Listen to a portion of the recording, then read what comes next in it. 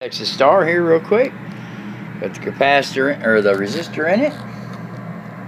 There she is. Now if I can get it to focus. There we go. Let's see if I got it hooked up. Got the coax hooked up. Yep. Let's beep it out. Hey, we got lights. Little fans are running. Let's see who's talking about the switch. Okay, you can turn them off with a switch. I don't know why you would ever want to turn your fans off, though. But, at any rate, let's see here. Receive amp. Oh, yeah. It's working. Delay. I don't need delay. I'm not on sideband. Yeah, I forget how to even run these things. I think it's dial watts what I want to key up. I'm not sure. I'll get over to the watt meters and I'll start back again. We'll see what's up. Okay. Let me turn the squelch up a little bit. Turn the light off. Pink.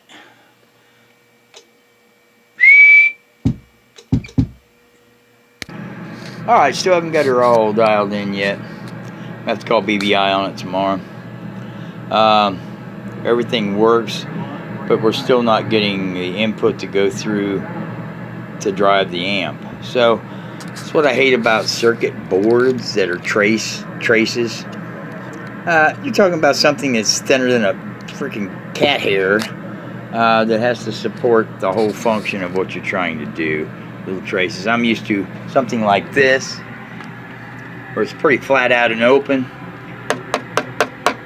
No traces. Man, my shit's just dusty sitting over here. All I gotta do with this one is put some pills in it. But see, I've built this one up. Got big sandbars for the crossover or the balancing network. Put all 50 ohmers in here for the splitter. Amped up or juiced up the flybacks. I got everything high end torqued here. The 2-pill section over here, I don't even have engaged at all. I just use the parts out of it, basically, if I can figure out where my finger's supposed to be at. But yeah, man, I'm used to this type of. That's why I don't like RESISTOR. I don't necessarily hate, but it's harder for me to follow the circuit because it's going with a little tiny strip of shit that goes dips underneath here and goes over here, and then hides from you, and you think you're following it out, and it's actually took a turn and it's going over here. I like this flat out open. Only thing separates it is a board that sets above the copper deck. That's all positive right here. That's positive, that's negative. The only thing separates is that phenolic board. But on them traces, you know, the only thing separating them is another piece of board. It just, I mean, we're talking some thin shit. This ain't thin. And it's got a spreader. So, yeah, it's just a little different concept. I've always had a hard time wrapping my mind around. Same way with the little tiny pill boxes, like the anything is circuit board, trace type shit is just, I understand the concept, but I'm still living in 1950 technology.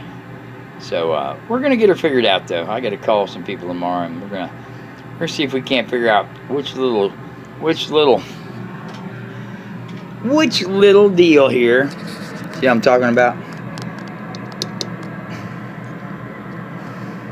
All these little bitty traces, like your whole power coming from this amp to this part of the amp.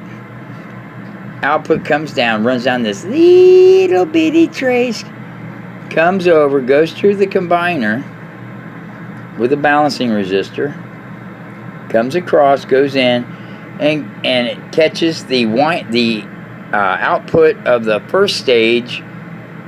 Right, here's the output of the first stage. It comes in, goes through this combiner, down through here. They join it here, come back across to here, and then they're split out to the output. So it's just harder for me to trace that, and I'm, you know, old and blind in 50s technology, and this is just something I do to tinker and help people out. But I got it, you know, I mean,